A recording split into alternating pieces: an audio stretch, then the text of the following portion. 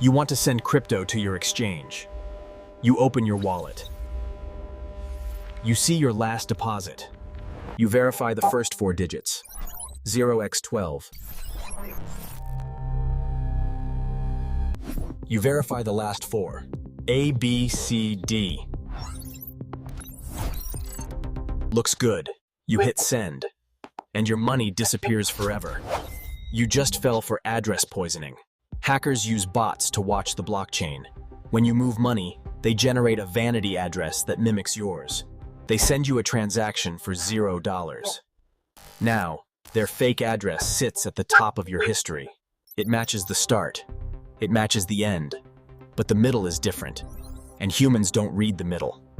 Stop checking the ends. They are useless. Always verify the middle 4 digits.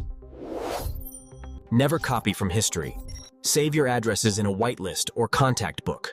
Only send to saved contacts. A copy-paste error is permanent. Slow down. Verify. Stay safe with TradingMaster.